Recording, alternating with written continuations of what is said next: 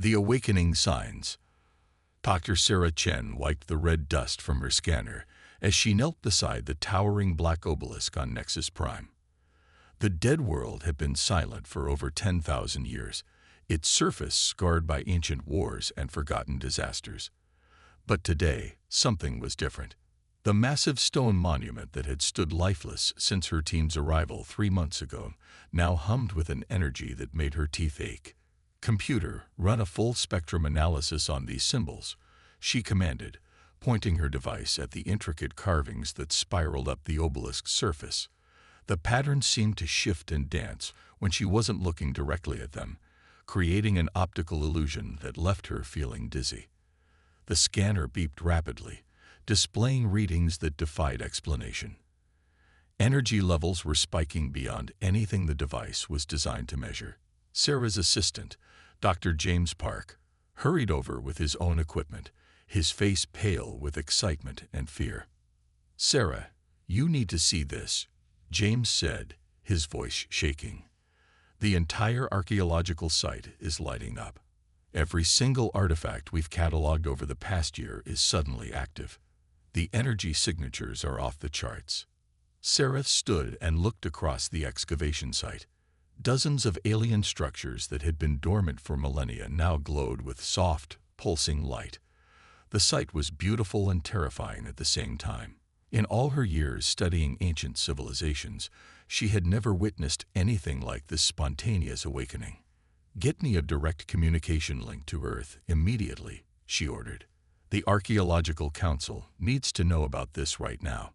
3,000 light-years away, on the massive space station orbiting Centauri Prime, the emergency council session was already in chaos. Representatives from the 5 most powerful civilizations in the galaxy had gathered in the great crystalline chamber, their voices rising in concern and confusion. The Vorthek delegation stood at their designated platform, their insectoid bodies clicking and chittering as they communicated in rapid bursts. Ambassador Zekthul, their lead representative, spoke through the universal translator with barely contained panic. "The sacred codex on our homeworld began singing 3 days ago," Zekthul announced. "For 50,000 years, it has been silent. Our eldest historians say this only happens when the great culling approaches." Across the chamber, the ethereal beings known as the Lumina floated in their energy fields, their forms shifting between solid and pure light. Elder Brightwing's voice resonated directly in the minds of all present, carrying centuries of wisdom and newly awakened dread. "The crystal minds speak of shadows moving between stars." Brightwing communicated telepathically. "Ancient warnings buried in our collective memory are surfacing. Something stirs in the void beyond our reality." The massive stone-like beings called the Titans remained silent in their corner of the chamber. Their representative, Stoneheart the Ancient, finally spoke in a voice like grinding mountains. "Our memory stones echo with forgotten prophecies. The time of choosing draws near. The galaxy will be tested, and many will be found wanting." High Counselor Veltar of the Nexeri Empire, beings of pure intellect who had transcended physical form eons ago, projected holographic data into the center of the chamber. The information showed energy spikes across hundreds of worlds, all occurring within the same 72-hour window. "The pattern is undeniable," Veltar stated in their mechanical voice. "Every species with access to ancient artifacts reports the same phenomenon. Dormant technologies are awakening simultaneously across the galaxy. This suggests external activation, not random occurrence." In the small section reserved for younger species, Ambassador Victoria Stone represented humanity's interests. At 55, she was considered young by galactic standards, leading a species that had only achieved faster-than-light travel 2 centuries ago. The ancient civilizations barely acknowledged human presence in these proceedings, viewing them as little more than primitive newcomers. "Has anyone considered that these activations might be warnings?" Victoria asked, standing to address the assembly. "Ancient civilizations often left messages for future generations. Perhaps they're trying to tell us something important." A ripple of what could only be described as condescending amusement passed through the alien delegates. Elder Brightwing's telepathic response carried the weight of gentle mockery. Young one, your species has existed for mere moments in galactic terms. The civilizations that created these artifacts were already ancient when your world was still forming.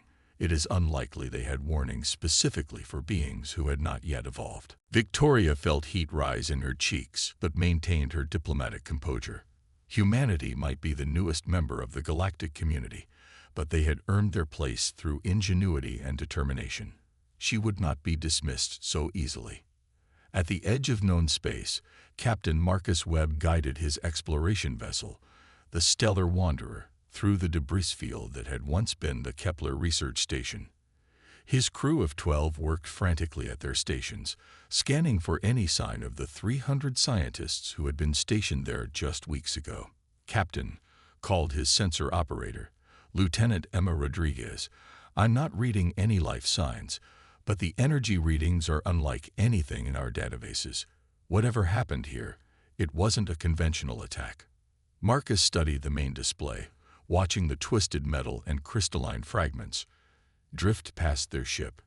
The research station had been studying unusual gravitational anomalies in this sector. Their last transmission had been a routine progress report, showing no sign of distress or danger. Any evidence of weapons fire? Explosive damage? Marcus asked his tactical officer. Negative, sir. The station appears to have been dissolved. Like something broke down its molecular structure at the atomic level. I've never seen anything like it. Navigation Officer Chen Liu spoke up from her station. Captain, I'm detecting similar energy signatures from the direction of the outer colonies. 3 more research stations have gone silent in the past week, all of them studying the same type of gravitational anomalies. Marcus felt a chill run down his spine. In 20 years of deep space exploration, he had encountered many dangers, but nothing that could make entire stations vanish without a trace.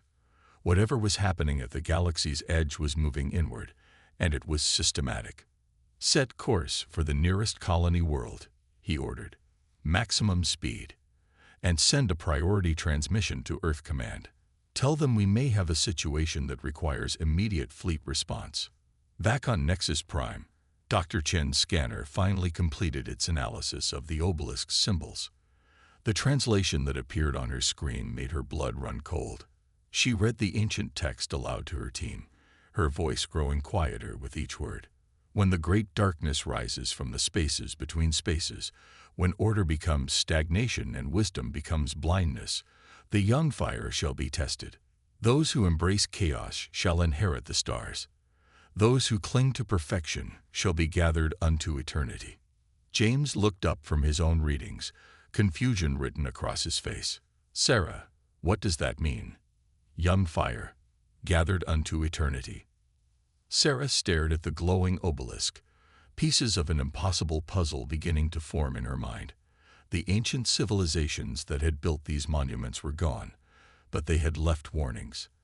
And somehow, those warnings were connected to the energy spikes happening across the galaxy.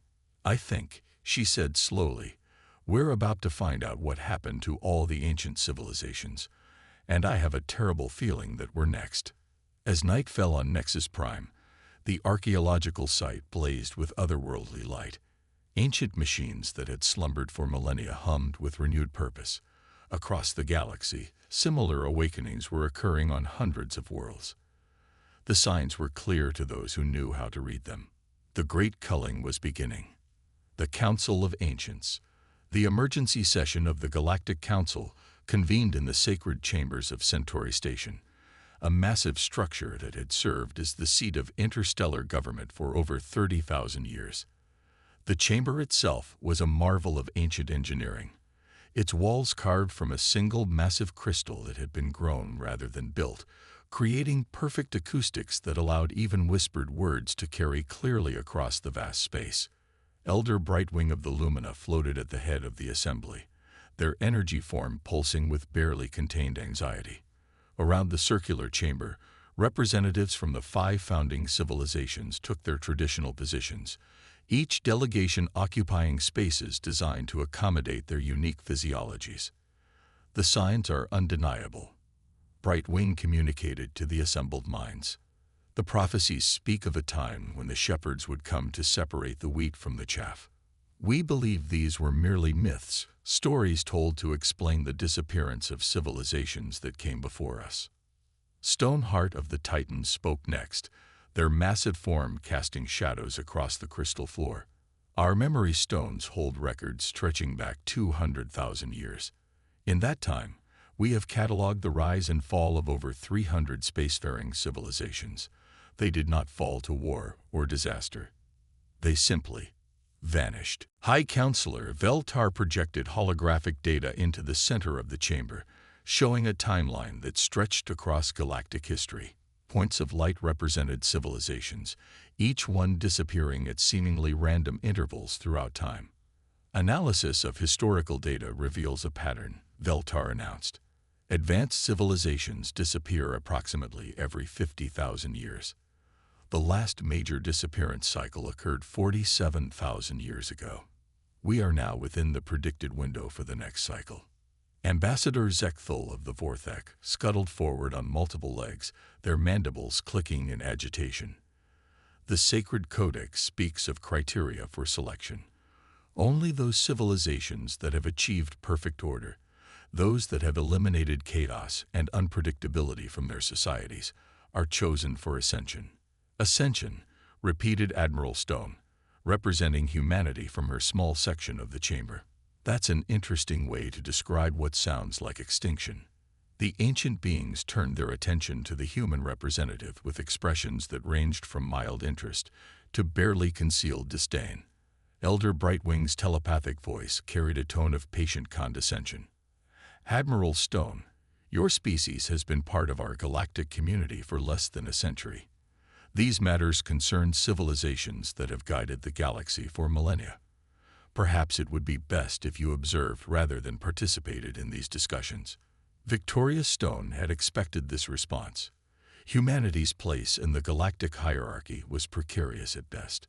They were tolerated rather than respected, seen as useful for their adaptability and unpredictability, but not trusted with serious decisions.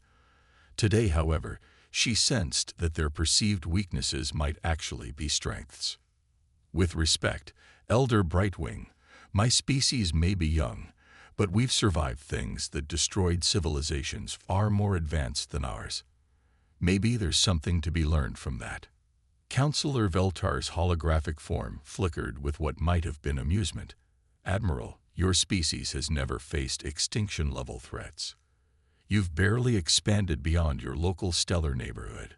The entities we're discussing have harvested civilizations that spanned entire galactic arms.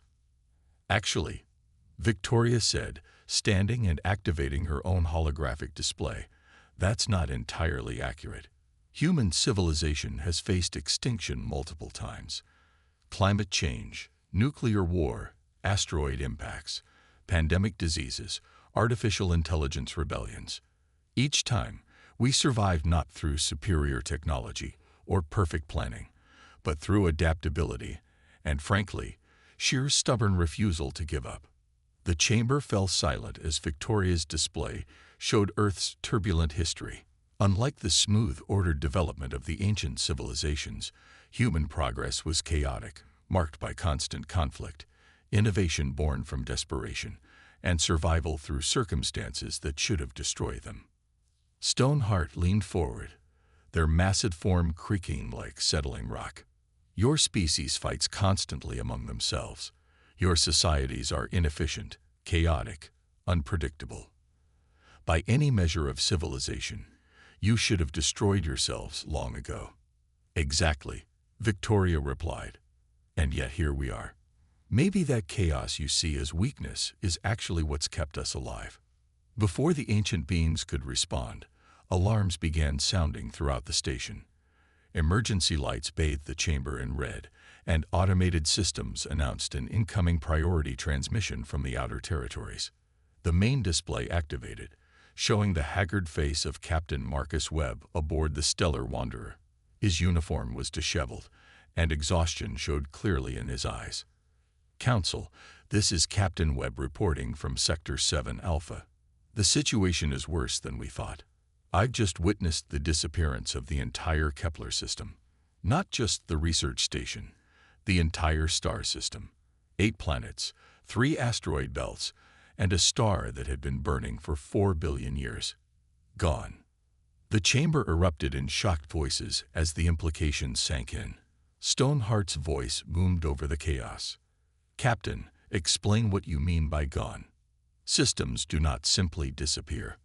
Webb's image flickered as he transmitted through subspace static. "I mean gone, Elder Stoneheart. Where the Kepler system should be, there's nothing but empty space. No debris, no radiation, no gravitational effects. It's as if the system never existed." Elder Brightwing pulsed with urgent energy. "Captain, did you observe the actual disappearance? What caused it?" "That's the thing," Webb replied, his voice grim. "I didn't see anything cause it. One moment the system was there, the next it wasn't. But just before it happened, every sensor on my ship detected massive energy readings unlike anything in our databases. The energy signatures match what we've been seeing from the activated ancient artifacts." High Counselor Veltar processed this information at superhuman speed. "Captain, transmit all sensor data immediately. This information must be analyzed." As Webb's data flowed into the Council's systems, patterns began to emerge that chilled the ancient beings to their core. The energy signatures were familiar. They matched records from 47,000 years ago, the last time civilizations had vanished from the galaxy. Ambassador Zechthol's mandibles clicked rapidly as they processed the implications. "The shepherds have returned. The great culling has begun." Victoria Stone studied the data with growing understanding. The energy patterns were indeed consistent across time. But there was something else. The civilizations that had vanished, both in the current crisis and in historical records, all shared common characteristics. "They're not random," she said suddenly, causing all attention to focus on her. "Look at the pattern. The civilizations that disappeared weren't just advanced. They were perfect, ordered, predictable." Elder Brightwing's energy form flickered with sudden realization. "The Lumen achieved perfect harmony 5,000 years ago. We eliminated war, crime, even disagreement from our society." Stoneheart's massive head nodded slowly. "The Titans perfected our governmental systems 10,000 years ago. Every citizen knows their place and purpose. Chaos was eliminated from our world. The Nexari transcended physical form to achieve pure logical existence," added Veltar. "We removed emotion and unpredictability from our decision-making processes." Victoria felt pieces of the puzzle clicking into place. What if the shepherds aren't destroying civilizations? What if they're collecting them, preserving perfect societies by removing them from the galaxy? The ancient beings looked at each other with growing horror as they realized the truth. Their greatest achievements, the elimination of chaos, the perfection of order, the creation of eternal harmony, had marked them for harvest. But that would mean, Brightwing whispered telepathically, that the only civilizations left behind would be the flawed ones, Victoria finished. The chaotic, unpredictable, imperfect ones. The ones like humanity that can't seem to achieve perfect order no matter how hard they try. Captain Webb's voice crackled through the communication system. "Council, I'm detecting massive energy signatures approaching the Altera sector. 3 more star systems are showing signs of the same disturbances that preceded Kepler's disappearance." Stoneheart stood to their full imposing height. "How long do we have?" "Based on the pattern of appearances," Webb replied, "the shepherds are moving inward toward the galactic core. At their current rate, they'll reach the major population centers within 6 months." The chamber fell silent as the magnitude of their situation became clear. The most advanced civilizations in the galaxy were marked for extinction, or worse, eternal preservation in some unknowable fate. Their technology, wisdom, and military might were useless against entities that existed partially outside normal spacetime. Elder Brightwing's energy form pulsed with desperate determination. "We must evacuate our populations. Scatter them across the galaxy until this threat passes. Where? Asked Zekthul. If they're targeting ordered civilizations, nowhere will be safe for us. Victoria Stone stood slowly, an idea forming in her mind that was both brilliant and terrifying. Actually, there might be one place. Human space. The ancient beings stared at her in shock and growing comprehension. You're suggesting, Veltar said slowly, that we seek refuge with the most chaotic and unpredictable species in the galaxy. I'm suggesting, Victoria replied, that maybe it's time for the students to teach the teachers. If chaos and unpredictability are what the shepherds can't handle, then maybe it's time you learned how to be human. The silence that followed was broken only by the distant hum of the station's systems and the soft pulsing of emergency lights. The greatest civilizations in galactic history were about to place their survival in the hands of the species they had always considered their inferiors. The irony was not lost on anyone present.